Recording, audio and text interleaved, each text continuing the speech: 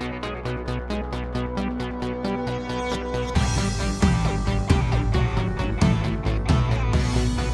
welcome back to Comic Frontline, everybody. I am Brant Fowler, aka the Gonzogoose, back with you for another review, looking at another Marvel Legacy book, Spider-Man issue 234, written by Brian Michael Bendis, with art by Oscar Bazaldua, colors by Justin Ponser, letters by VC's Corey Petit, and cover art by Patrick Brown. And this story is titled The Sinister Six Reborn Part 1. And we knew this story was coming, and this issue kind of lays the groundwork for who this new Sinister Six is, and kind of what their motivations are. And obviously I'm not going to spoil it, but let's talk about this issue a little bit. So the issue opens up with Miles and I cannot think of her name, the girl that he's dating, Barbara, talking and kind of comparing notes, studying. It's a progression of scenes as they're talking about their class assignment and talking about history and all this stuff. And then in the very first few pages, Gonke points out that Fabio is back, and now we know Fabio has been missing, and there was all kinds of speculation by Gonke and Miles as to what happened to Fabio. Did he become a Hydra agent? Did he do this? Did he do that? Whatever. And so they get to the core of the reason why Fabio left, and Miles finally comes to he gets the revelation of why Fabio left, and the whole thing with Lana, and all that, how he was jealous and that kind of thing. So long story short, they kind of make up.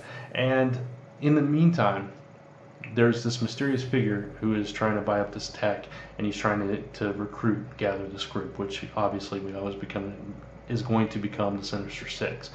And we slowly get little teases and hints as to what his motivations are. And he finds this is on the cover, so you already know there's the Iron Spider suit. He gets that, and we find out if there's some kind of correlation with Miles, with Spider-Man, or what the reasoning is behind this. And I'm not going to spoil that, but I will say it's somebody that has a connection to Miles, which a lot of people have already speculated, and it's going to be interesting to see how that story develops based on who it is that is putting together this new Sinister Six team. So yes, this issue was a lot of setup for this story, but I thought it was very well done. The interactions and the way they were handled between Barbara and Miles in the beginning and Gonke, and it felt natural and fluid. It felt like this conversation that was like going from part to part as the day, as a couple of hours progressed or whatever.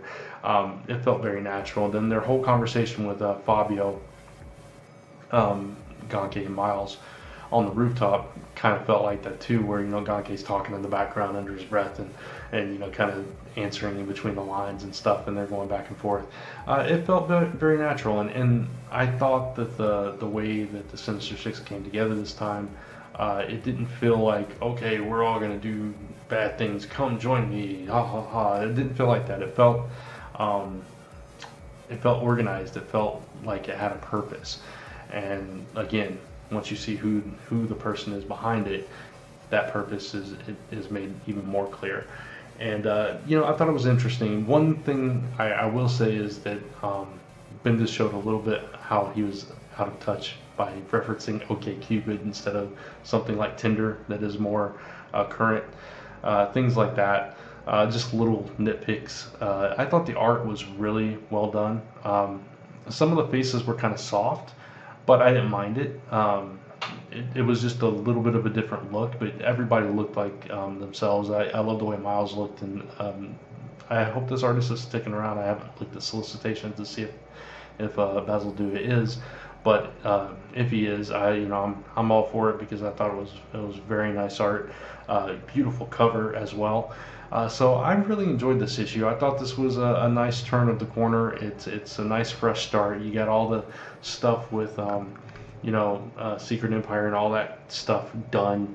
You're moving on into this new arc, and you're getting back to kind of basics with Spider-Man taking on villains and dealing with his personal life in the mix. And I like that version of Miles, and I think it's a good direction for this book to go.